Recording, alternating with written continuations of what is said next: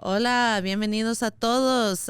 Today we are on the Latinos Unidos Spanglish podcast with two amazing business owners to talk about Latino entrepreneurship, economic empowerment, and building our communities both politically and empowering them financially. So it's with that it's my great honor to introduce both of our guests today.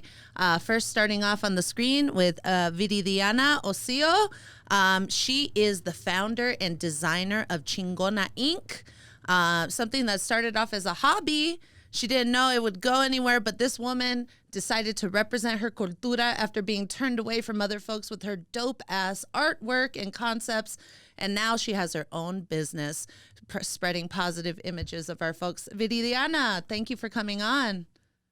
Thank you. Thanks for having me. I'm super excited.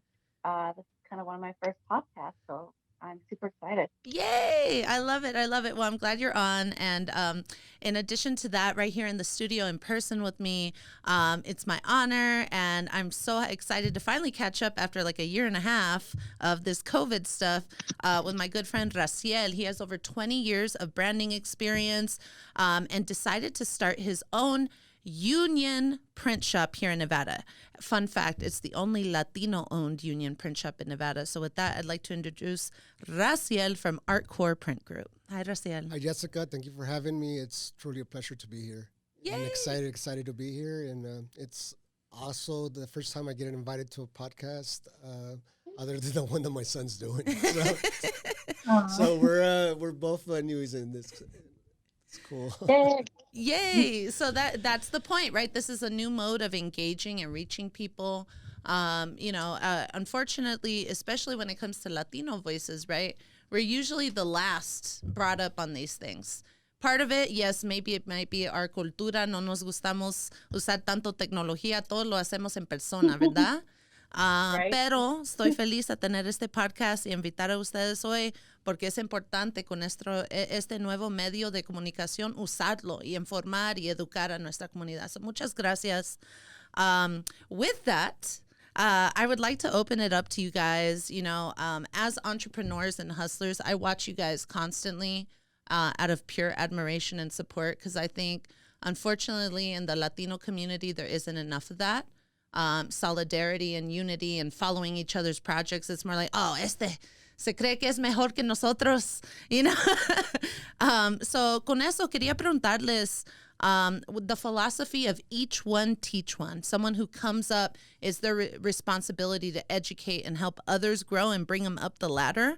How do you think that applies when it comes to mentoring young Latinos to start their own business? Do you guys have any thoughts on that? Or perhaps maybe you have mentored other people as you've come up along the way. I'd like to start with Raciel on this one. Yeah, of course. There's a responsibility to give back. In my case, I do it with the community. I also do it with the team. It's not just about getting the work done, but also of put my leadership with them so they become leaders, so they could get empowerment, they could chase their stars, share their dreams, and the way I run my company is very different. I'm not very corporate. I'm more like, we could think, we could plan, and being in the now, it's a big thing to us. It's the more you create now, the better results for tomorrow, and I think that's key. And is there enough information about entrepreneurship in the Hispanic community? No creo. No creo porque en realidad hay muy poca gente que se quiere salir del comfort zone, porque estamos atacados de los medios para estar en ese comfort zone. And if you don't have the desire, the drive of getting out of that comfort zone, getting that safety net away, we just need more. We need more people to understand what entrepreneurship is about and leadership. In my case, I think I was born with it. I really, really do. I also had very good coaching. My mom and my dad, they had restaurants. They had a carniceria. They had a cafe. And believe it or not, they were the first distributors of the Maruchan sopa in Mexico. And this is what happened when I was a kid. And I think they were the first ones that brought that out of me. Wow, I love it. I didn't even know that, and I've been knowing you for a minute.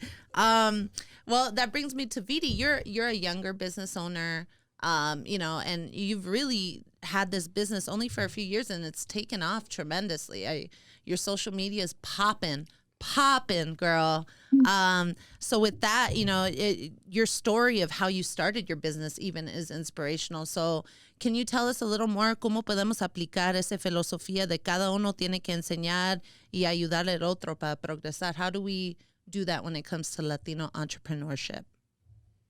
Yes, definitely. Going back to what Raciel said is like leaving that safety net is really hard. And I did that back in October. I left my job at Zappos. I was there for 5 years, and I had what I thought was the American dream, non-corporate job, full health benefits, like you could wear your PJs to work. And part of me said, what are you leaving? Like this is the dream. Like, we get told by our parents, having benefits, having 401k, all of that's the dream. So why leave that to go something that you're going to risk? And I think it's leaving that safety net and knowing, that you have resources, you have things to fall back on. But it was scary. It was very scary. And, everybody gets at a different level to do it. I started back in 2018. I worked my full-time job at Zappos and also worked on my brand at the same time. So I was like working 2 jobs, almost 3 jobs at one point to make it happen. But I definitely agree that, I try to remember where I was at and like how I'd wish someone was there to guide me and tell me. A lot of times I was self-taught and a lot of things I didn't have anybody to really look up to. No one in my family really owned a business. My uncle did, like he owns a cleaning business, but they weren't like about teaching me or, never mentored anybody in the family. There should be more talk about that. But, I've been all self-taught. I'm definitely very, very thankful for social media. Social media is done just amazing things for me. I've been able to reach out to other people, collaborate with people through social media. Social media could be a little bit hard sometimes. There could be some good and bad, but I've Right. been honestly very thankful to be surrounded with so many other chingonas, that reach out to me all the time, ask me questions. So I try to be as available as I can, try to collaborate with people as much as possible because I think it's important, to put your hand down. And I want women, especially female Latinas, to know that if I can do it, they can do it too. Definitely, definitely. And you actually reminded me with that. While there isn't any formal support, como no tenemos grupos oficiales que da recursos a la comunidad latina, menos a lo mejor el Cámara de Comercio, which isn't necessarily accessible to everybody, right? There's a group, hay un grupo, Latinas en Poder, Latinas en Power Lip, que es privado por invitación. Pero es un buen grupo de mujeres, muchas chingonas que son dueñas de sus propios negocios, mujeres que trabajan en educación, en la política, en todas áreas de nuestra comunidad. So, yo he sentido muy inspirada por ese grupo. So, a lo mejor, Veridiana, podemos hacer un follow-up con Erica Avías, que es la directora de esa organización, hacer algo así, a lo mejor un training session o un mixer para mujeres que quieren empezar su propio negocio. Hablando de eso, quería preguntar a los dos, cuando están empezando sus negocios, ¿había alguien en tu comunidad o tu familia o amistades que te inspiró, que te ayudó mientras que estabas en ese camino duro de empezar tu propio negocio? Viri, ¿tienes un ejemplo de alguien que te apoyó cuando estabas empezando a Chingona Inc? That's a tough question. Like I said, I didn't really have anybody to look up to. I did have the support of my boyfriend at that time, who did kind of tell me, "Hey, cut the bullshit. Are you gonna make this happen or not? Is it a hobby? Yes, it's a hobby, but can you make money? Get serious about it." But no, I'm also thankful for working at Zappos, because at Zappos I got to be in an entrepreneurial mindset. And so I learned a lot from them. I learned a lot about customer service, keeping really fresh, and current, and keeping evolving. But no, unfortunately, I didn't really have a lot. I was kind of on my own.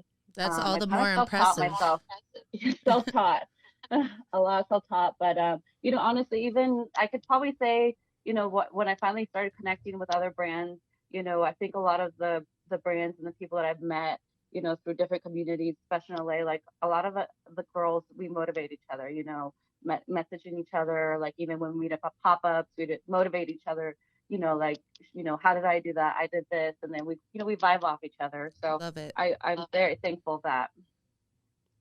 Power to you. Y tú, Raciel, you mentioned your parents. I wasn't aware of their history of business ownership as well. So I assume obviously they were a huge major influence, but can you share a little bit more about what inspired you to start Artkore y cómo empezaste, y si había helping hands on the way? I think my parents and my grandpa put that drive in me for entrepreneurship. And I think that motivation, it was my son. My son, Alec, I'm a little older. But when my son was born, I had maybe 5-6 years in me in the printing industry, and it was more about the printing. I had no clue about design. I had no clue about sales. I had no clue about systems. I had no clue about taxes. I mean, nothing. All I knew is I knew how to run a couple presses. And during that time in the Latino community, there wasn't really nobody catering. There was people from California coming over to Vegas so they could print their stuff, their menus, their business cards, their envelopes. And because they knew I was employed in a print shop, they kept asking me, hey, can you print 1,000 cards? Well, the print shop was so big, he had casino accounts. They didn't really care for the small mom and pop community. I'm like, when Alec was born, I grabbed my check and I says, 6 months from now, I'm going to get a 50 cents raise. Another 6 months from now, I get another 50 cents raise. And he was a few weeks old, and I put my notice in. That was my motivation. As far as did I have a plan? No. No, a lot of faith. And then we had a little bit of money saved up. I told my wife, and she has been the rock till this day. I owe it a lot to her. She carried us. I mean, whatever I could bring in. If it was $60 I could bring in, I would bring it in. If it was a couple $100 a week, that's what I'd bring in. But she had just barely graduated from college. She had a steady job, and her check and the little savings that we had kind of carried us through that first couple years that they're really, really the toughest ones, just putting your name out there. Nowadays with social media, things change. It's like the great equalizer. It's a lot quicker. I mean, back then I could only knock so many doors at a time. Now you can knock 10,000 doors, and wait for that percentage to open, which is a good advantage, but we have to understand that tool. And I think the Latinos are not understanding that tool. There's an advantage. They understand the phones. It's a machine. It's an AI machine that's doing this. And the way I see it, if that machine is not working for you, you're working for it. It's a whole new game plan. And now we could even up to those big corporations, say, hey, this small business over here could get hundreds of thousands of followers, like you guys are on your way. Right. See, creative messaging overcomes finances every time. You can be the biggest financed campaign or business out there, but if your message is crap and not culturally competent, you're not going to get Latino money the way you should be getting it. That's why Goya fucking up was such a disappointment. I was like, I grew up on Sazon. But that's okay. We make our own mojo in-house, so we don't need them anyway. That's really good. I'm really glad to hear from both of you, and I feel like this episode's going to have amazing vibes because, Raciel, you're just such a good person, and everything you're doing with your Artkore family is truly a family. I've become good friends with your family, with a lot of people on your team, and it really just makes me happy to see a great example of that's what a small business should be like. You support your folks. You're not trying to squeeze them for every little penny and pay them the minimum possible. Your philosophy is like the Costco philosophy. Cuidan a ellos y ellos te van a cuidar a ti, right? And Vidi, you're a badass doing it all on your own, girl. So props to you as well, homie. So with that, I wanted to turn it a little bit more to politics because, you know, obviously this is a community political conversation. And I wanted to know, you know, cuando uno se empodera económicamente, I think it also empowers them politically, right? And I want to know, since you've become a business owner, has that changed your philosophy or view on politics? Are you more encouraged to get involved? Just, I would really be interested in how entrepreneurship has empowered you, or do you feel can empower our community politically? And before that, I want to bring up Raciel. So in 2020, I was the state political director for the Tom Steyer campaign, and I loved it because they actually, for the first time in my political career, which is over 13 years now, I had a real budget to do constituency outreach. It wasn't just tokenizing Latinos and Black folks and all that. It was actually, how can we get into these communities, talk to real stakeholders in these communities, and leave an impact in these communities? Even if, you know, he didn't make it through the primary, we did things like, okay, let's go to Vegas Roots and plant a dozen trees, because that will be here in a decade, to help our community feed our community. And with Raciel, the first person I thought of when they were like, oh, we need to print more signs and stuff, I was like, we need to do it local. We need to support local business. And if we talk so much about empowering communities of color, we need to walk the walk. And that's why every single vendor we had possible was a minority-owned business from Nevada, including Artkore. They were our exclusive campaign printer here in Nevada. So, Raciel, your experience in politics as a business owner, do you feel it's encouraged you to get more involved, specifically since Artkore, I know, does some campaign printing as well, correct? Yeah, I'm honored to be the only Latino union company in the state of Nevada. That said, it took a lot of years to get my stripes. I had to get the experience. I had to build a team. I had to have the equipment. I had to have the funding. And till this day, it's a challenge. The ball just keeps getting bigger, and I just keep doubling up. It's just a matter of that. It's just that state of mind that I have for myself and for my team, because I'm not here for a few years. I don't get reelected in 4 years. That said, I started getting involved in politics with HIP in the mornings. I started showing up to the meetings, putting our name out there, and there's a lot of walls. I said, well, now that I got my stripes, now I could get in there and try to get these contracts. And I faced a lot of walls. I understand the game, of they're going for the voters, they're going pitching, and when it comes to, here's a company that's showing those values of family, Latino, minority, union. I'm going after my certification now, and it's not enough. We need people like you to say, hey, you're doing this, you're doing that, you won that vote. You have to play game with these companies that we sweated blood and tears and a lot of hustle, a lot of time that, I would come home and, 6 o'clock, eat, sleep for a couple hours and go back and run those machines. It's been a true challenge. But again, if you don't show up, if you don't have community stuff, if you don't have leadership, you don't connect with people like you, those doors are not gonna open. It does take it takes a certain drive. At the same time, for those organizers, for those politics, they have to understand that there's some small businesses that are qualified to take off those challenges. Like you gave us the opportunity, and I believe that we also followed through. Oh, hell yeah. You guys came through early on a number of orders and good quality. So, yeah, I can't tell you how many times, Vidi, Raciel, I've been in rooms, where, basically my entire career until the last few, now I'm getting a little older, that I was always the youngest person in the room, one of the only women in the room, and definitely the only Latina in the room. And, the same question, siempre es la misma pregunta. ¿Por qué no están votando? ¿Qué podemos hacer para conectar más con la comunidad latina?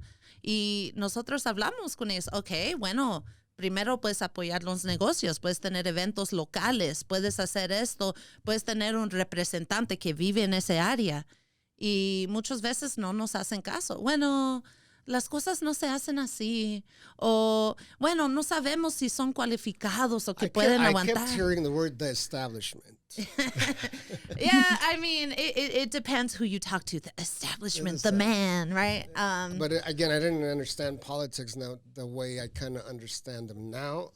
Right. Entrepreneurship and politics was a whole different curve to me. Right. And Vidi, how about you with your business? I know as a small business owner, it could be kind of scary sometimes stepping out politically in these days, right? But I think it's also important to have a voice, and I feel like your voice is pretty strong. So can you share a little bit more about your experience with economic empowerment and political involvement? Yeah, I mean, I definitely didn't grow up in a political family. I mean, I guess many Latinos don't, and just didn't know a single thing about it. And then the older I got, the more I tried to educate myself, but especially more, with my business and the following that I grew, I realized, with power comes responsibility, meaning that I have a responsibility to help other Latinos, vote and get out there. And, with that, I do it creatively, obviously, through my social media and all that. But I realized, that it's important to continue to pass the message. Education is probably like the key, because half the time it's just simple things like where to vote, how to get registered, all that stuff. So I think that's mainly the key thing is education, and, empowering young women, young Latinos to start their businesses and, be that power in the community to help other people as well. That's awesome. And I really appreciate that. So that actually is a really good point. Education is power, right? If you don't know who the players are and you want to start a business doing campaign printing, you need to know who the folks are. And unfortunately, in some cases, even if you know them, you'll still be locked out of the rooms unless there's a Jessica in the room screaming, yo. And keep on knocking. Right. But yeah, I've mentioned both of your businesses by name. And whenever I meet other folks, small business owners, I try to do the same and just, it's all about spreading good karma, I think, and things happen naturally sometimes. Maybe it might not work in that instance, pero en el futuro a lo mejor eso llega a ser un contrato nuevo. You never know. So quería preguntar a ustedes, speaking about that, the connection between business and politics, I wanted to know if you guys have advice para los activistas ahí que están, they're out there in the trenches and they really want to fight for our community. Sometimes they might not have the decision-making power or the senior level status to make these things happen, but they're out there on the ground. What advice do you have for them when speaking to, campaign leaders or making decisions on how to reach out? What can we do to better connect with the Latino community? What's that secret sauce that's missing to improve engagement? Like Raciel, as someone who's paid a little bit more attention the last few cycles and gotten increasingly involved through your contracts and clients these last few cycles on both sides of the aisle, what do you feel campaigns can do to better reach that underserved Latino community? I think also it has to do with what you are willing to do to the community yourself. You have to show that you're not just there to get a piece of the pie, but you're also bringing a value to the community. I'll give you an example. Artkore hosted Los Regalos de Navidad, and we did that in 3 weeks. We managed to get, I think the numbers were about $80,000 in toys just to show up. Police department, Clark County, other people just came in. We llegamos, regalamos during the middle of COVID. If there's Cesar Chavez Day, ahí estoy, bringing water. It's not just about, open the door. No, it's you have to put yourself out there. You have to shake those hands. You got to, si se puede. You have to talk to people. You guys say, están hablando de knowledge. Hay libros para leer. I follow Patrick Bet-David. Es una persona que viene, que has a whole YouTube entrepreneurship channel that all you have to do is do that research. It's all out there. Lo mismo con política. You want to get in there, you have to show that community. Right. And once you have that, okay, I also have a voice. I already showed that I'm here to give love to our community, to our leaderships, and you have to show that you're a leader. Right. So be a leader by being involved, building those connections, and then you can ask for folks to listen to your voice. But don't just come up to the meeting, stopping the show and asking for everybody to stop and listen to you, right? I don't know if you could say bad words over here. Like, who the fuck are you? No, you can say whatever you want on this show. How about you, Vidi? In your experience with Chingona Inc., how have you seen politics interact with, our peers? You're in the same group as me, Latinos under 40, hustling, trying to make it work with our diverse homies, our, different challenges. Some of us are in college with massive student debt. Some of us, dropped out. Some of us are, working a crappy job because we can't find anything. What do campaigns need to do to connect with our demographic? Well, they definitely need to be speaking to us in our language, because a lot of us did go to school wishing for that American dream, and not a lot of us are able to do that. So, student debt's huge. I have student debt, speaking to us in our language, speaking to us in our background, like where we came from, doing some research, actively listening to us, but definitely, like Raquel said, don't just show up thinking that you could just go off based off a name, really understanding, where we came from. A lot of us immigrated here, have immigrant parents, all that stuff. DACA is also a huge part of this, just listening to a lot of people who just want their voice heard, and, speaking to us in our language, because one of the important things, and, what you do in this podcast of Black Brown, is we're Spanglish. We're not all Spanish. We're not all English. We basically grew up with both. And for us to think that, we only speak Spanish is not right, or only English, it's not incorrect too. So I think Spanglish is a huge aspect on how to reach us these days. Yeah, I would say that's a big part of what Chingona Inc. does, actually. A lot of their products are like dope ass, relevant content that's in Spanglish, it's all about being chingona, empowering your community, feeling empowered in yourself. And it's really positive stuff. I love it. So thank you for doing that. I think you have a good point. That language, going to that, right? It's a double-edged sword, porque por mi vista, el problema que yo he tenido, algo que me preocupa mucho, es que en la política siempre dicen, obviamente, queremos, hablar, comunicar, informar la comunidad latina, pero los materiales en español no llegan hasta septiembre, antes de la elección. That's not how you talk to people, right? So, es importante tener esa información temprano, tener gente en la comunidad que da ese mensaje, no nada más un letra por el correo. Y además de eso, yo creo que es muy importante también saber y estar informado que la mayoría de latinos que tienen menos de 40 años, su primer lenguaje no es español. Muchos hablan inglés. No entiendan español. Like, that's why Spanglish is so effective, right? Because we grow up with this culture. We remember, oye, your parents yelling at you, like, no seas esto y el otro, but maybe they don't have that full comprehension. So this is a good way, Spanglish, to connect with folks. We're not guilting folks who don't speak Spanish, and we're honoring our culture, and we're also spreading that, like, olive branch, like, come in. Spanish isn't scary. Come in, you can do it. So I'm really happy to hear that. So with that, that kind of brings me, beyond tacos and mariachis, right? Recognizing the long history of Latinos in the United States and their great diversity. We're not all Mexican. That's another thing. We don't all speak Spanish. We're not all Mexican.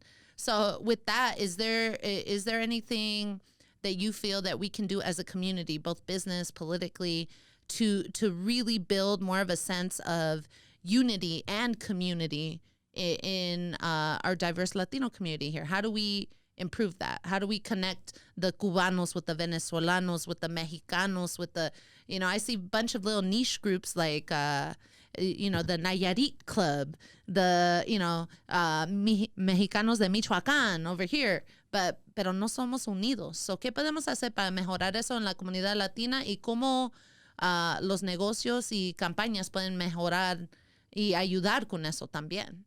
Do either of you have anything on that?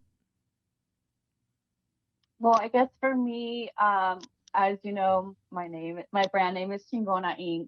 And, the word Chingona is from Mexico. So it's a slang word in Mexico, chingon, eres chingona, eso chingon. So a lot of people think that that's like excluding other Latinos, that, if you're Puerto Rican or this Cubana, that you can't be chingona. And, there is unfortunately some Mexicanos that think it's only exclusive to Mexicans. And for me, it's not. I think chingona is very empowering where it's crossing over even to non-Latinos. And I want people to feel empowered by it. You don't have to be Mexicana or Mexican to, embrace that word.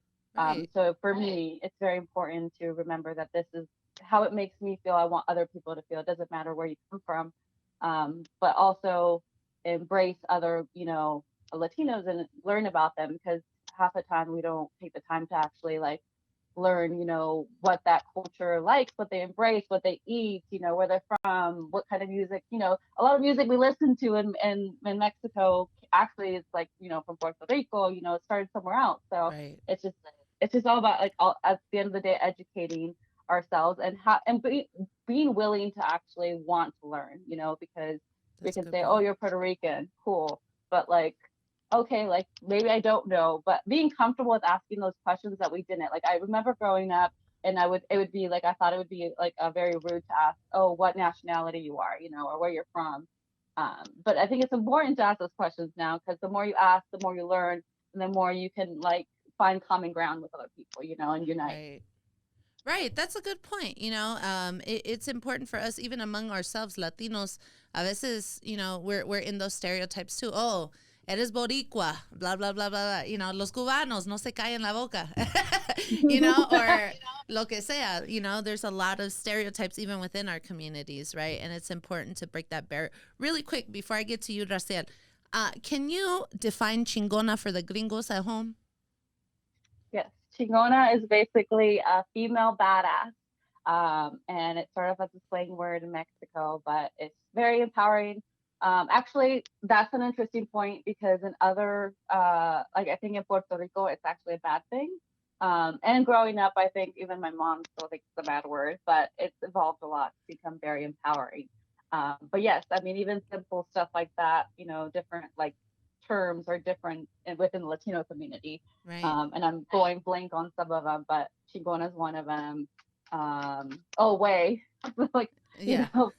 That's very, I've studied, well, it depends still, but, we Ay, practice güey. it. I weigh, yes.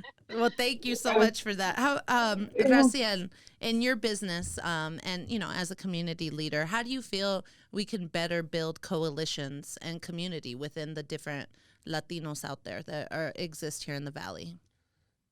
We have to understand our demographics. Just because I'm Mexican doesn't mean that I'm going to have the same thing in common. For example, I was born in Ensenada, Baja California Norte. Our where I'm at is más de norteño, no tanto de banda. It's a different type of speaking. So we have to understand culturally who we are, engaged to to whatever we have in common. What do we have in common? Español, cultura, comida, tradiciones. And at the same time that we have to be loud and say, hey, I could make things happen. I'm not just meant to that 9 to 5. I could get involved. I'm a disciplined. I got dreams. I got, we have to go get them. We have to, as a community, we have to say, we're here. Aquí estamos. We're no different, and we have to understand that first. Sometimes, and I want to say everybody, but I do hear within their community, we kind of play that victim mentality a lot sometimes. And I think that's the moment we stop and say, no, I'm not a victim. I'm a fighter. I'm a go-getter. I'm overcoming. I got 10 times more obstacles than Bob from the Midwest, and I'm still doing better than him. So who's the real Yes. I'm not a victim. I'm a superhero. I'm a superhero. Yeah. You know, and I'm here to stay, and I'm here, like, my mom, I've heard, I told you guys that she went to her business and they did all this. They got divorced. They couldn't overcome some challenges together. They come over here to this country, and here we are. You know, she says, she followed that American dream. She got new challenges. She was a culinary worker all her life. She says, mijo, no hablo inglés, no entiendo esto, no entiendo esto. But that entrepreneurship ya estaba en mi sangre. Mm-hmm. So, you know, it's just a matter of time. So do you think it's like miedo? I think a lot of that victim mentality, like you said, comes from fear, right? Because muchos de nosotros, we come from immigrant families, right? Y nos dicen desde bebés, right? They say, put your head down, ponte las pilas, educate yourself, and work hard as fuck. Don't complain, work hard. Complaining is for gringos. You don't have that privilege. You better work hard and make it happen. And unfortunately, I kind of see it work the reverse in our community a lot too. Que hay muchos that maybe they're afraid. They don't feel good with their English or something. And they're like, ¿sabes qué? You know, I'm doing good. I'm just going to stay working in the back in the kitchen. Oh, but we have a promotion for you, front of house. Go. You could be a hostess. You could be a waiter. You'll make tips. Y tienen miedo because, you know, I think for a lot of them, like my dad's an example, right? He busted his ass his entire life. He has a fucked up back now and everything. And he worked so hard and didn't retire until he could help me buy a car for my 17th birthday, you know, and he never went to front of house or got those promotions. He ended up, they cut his whole department from 4 guys to 1. He was doing the labor of 4 men. That's how he ruined his back. And he refused to go in the front because I think when he came here, he had so many negative experiences with his English that even to this day, as a retiree, he gets very self-conscious, and he like in order to defend himself, he jokes, me English, not very good, you know, and he's like, you're my friend, you know, blah, blah, blah, in order to like diffuse the situation. One of my vivid memories was when I was about 8 years old, and we went to Vaughn's, which is a super overpriced market. You should always go to Latino mercados, people. And there was like a really, really rude, short little white lady with curly hair. And she was just like staring my dad down. And my dad's a huge dude. He's like 6'1", you know, he's a big mother. He's a big mother. And obviously Latino. He's like, I look like my mom, abuelita. She's from Durango, Mexico. But my dad's from Cuba, and he has, you know, kind of like reddish brown, you know, from birth and also from a lifetime out there working his ass in the Caribbean sun.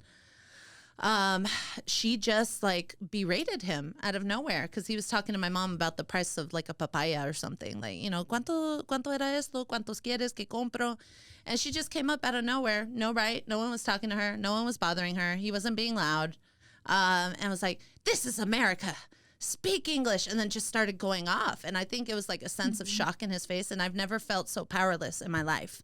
And just like I just stood back like in shock, you know, and it seemed like something clicked. And my mom, same thing. She like was in shock, and something clicked inside of my dad, and he let her finish. He was like, no one asked you. Or he said, so, he defended, he was like, shut the fuck up. No one asked you anything. Like, I could speak English too. And then she just kind of like ran off, and he left too. Cause he's a big guy, you know, big guys can't get angry cause then they're a threat, you know? But I just, that was a moment where I was like, wow, he seized his power back. But at the same time, it kind of, you know, it hurt to see my dad treated like that. And I know that isn't the only time or the worst time. So getting back to your point about that, you know, we limit ourselves. We feel afraid to move forward, that victim mentality. I'm sure that's part of it. But what can we do to overcome it? How do we seize our power back? Do either of you have something on that? I think you mentioned the word fear. I think fear freezes you. But fear of what? What's it's something that unreal, and I think it does have to do with our al mismo tiempo that we do kind of grow up where it happens sometimes as you're a baby. Sometimes they ask you, for some reason you can't have that. You know, once you say you can't. Well, I can't. If I can't have it, I don't deserve it. So it has to have with the deserve. What do you want? What do you have faith to go get it? And yes, fuck yeah, you deserve it. Mm-hmm. You know, but that mentality, it's going back to what's going to give you the security. Well, you have to have the knowledge. You have to have a game plan. You have to make plans. You have to overcome a lot of things sometimes. Right. Is the game fair or not? Probably not. But you know what? It's bigger the challenge to me. That's the way I feel about that. I love that. And Vidi, please share your perspective on how, we can overcome that fear. Yes, I mean, going back to, in general, the fear, I think we all have experiences growing up, especially with our parents who came here, we're translating for them, all that stuff. But more importantly, I wasn't taught to have a voice growing up. Like, I wasn't told, I didn't have the greatest, I had education, but I didn't have the greatest resources. I didn't even take the SATs. I mean, I barely made it through high school. I don't know how I got into Cal Poly, to be honest, but my portfolio probably says something else.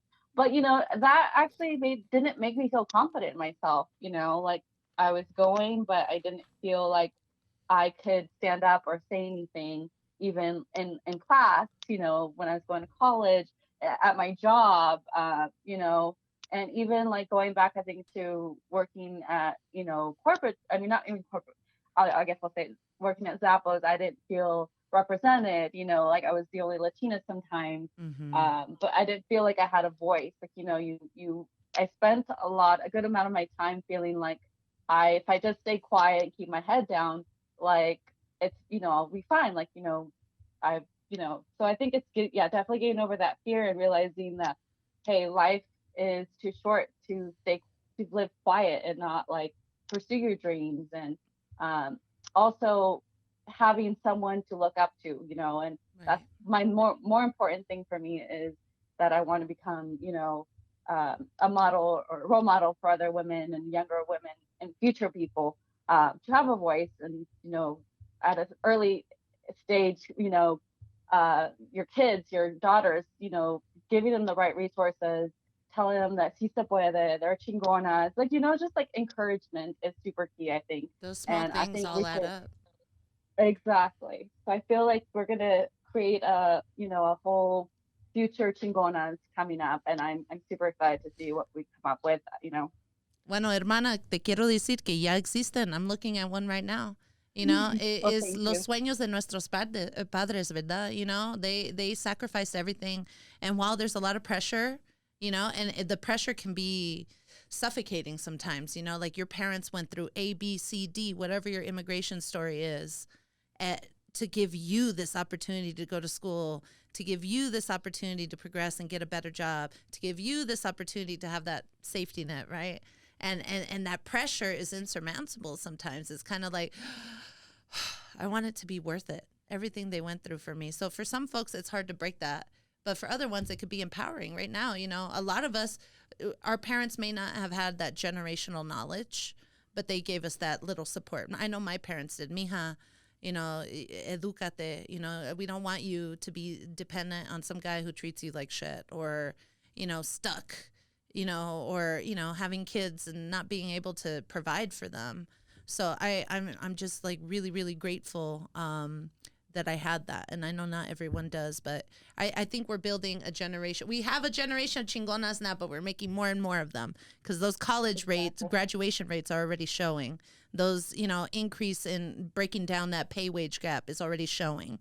Like, we're busting our ass despite everything that exists. We're not victims, we're superheroes. I like that. We need to make shirts that say that, Raciel.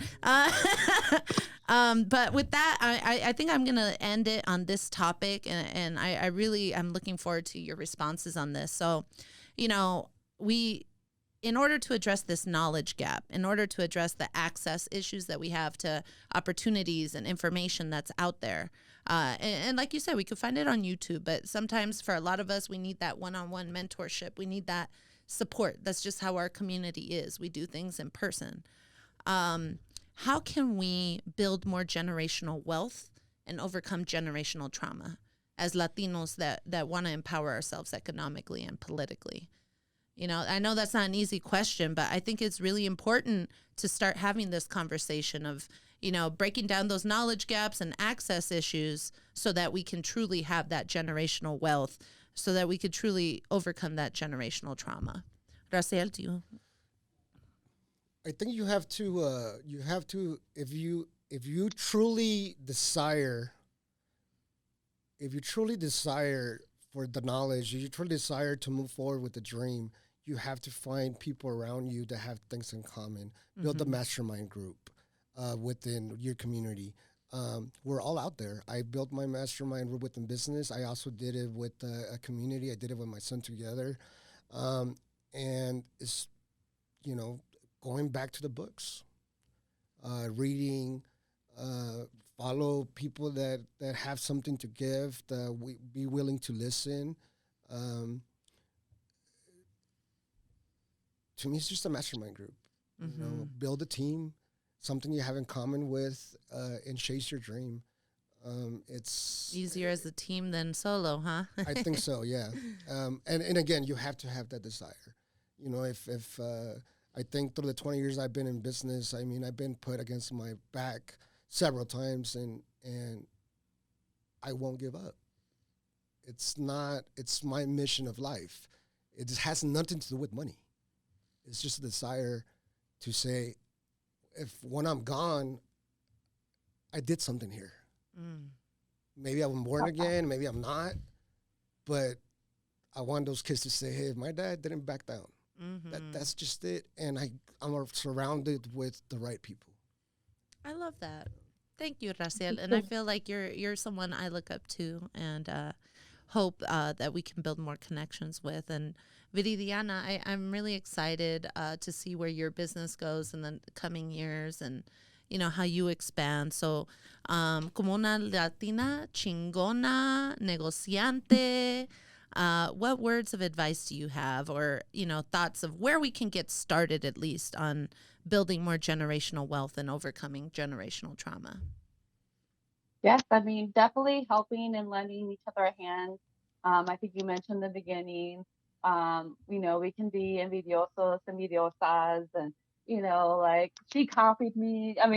This is coming from because we're all brands and we're all doing similar things and we overlap, we're going to, she's going to have a Chingona shirt, I'm going to have a Chingona shirt, but also supporting each other, because the more we support each other, especially as women to women, we all grow together, we all want to do good. And I think that's an important way to see it, is that if you do good, you bring other people in. I'm a one-person team now, but I eventually would love to have a team to help me out and help grow with me. Consider bringing my family in, different stuff like that. But overall, I think for me, since I have such power in social media, I think there's a lot of power in doing educational videos. I definitely want to do more, simple things, just like, paying your taxes, getting your business license, just tips and tricks to help people get educated on that, because I think that a lot of people really enjoy learning that way. I'm not a big book person, and I think everybody's really involved on social media. So just simple, videos about something you can learn a day. But eventually, I think my goal would love to, go and visit other people, and, talk to other people, go to schools and, just give encouragement to people, Yeah, I look forward. Hell yeah, sí se puede. I look forward to the Chingona Business Academy coming to a TikTok near you. I love that. Yeah, just give me my 10% cut and I'm good. You can keep the name. But anyway, I just want to thank everybody for tuning in today. Recuerda que tu voz importa, it's not just somebody should do something about that. No, you are somebody. You can do something about it. You can stand up for yourself.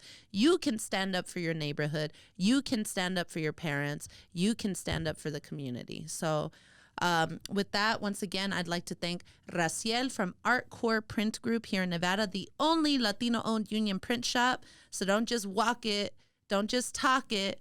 Go hit them up and get something printed. And then, of course, my homegirl Vidi over here. She is the founder and designer of Chingona Inc. Please follow them on Instagram, Facebook, all of that for the dope ass inspirational chingona content you need. So thank you both for coming on. And with that, si se puede.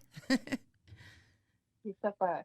Sí se puede. Thank you for inviting me again, and congratulations to the both of you. Women, Thank you. Latinas, Nice finding you empowerment. guys. Wash out, world. We're coming. Seriously. Bueno, Seriously. thank you. Thank you. Thank you.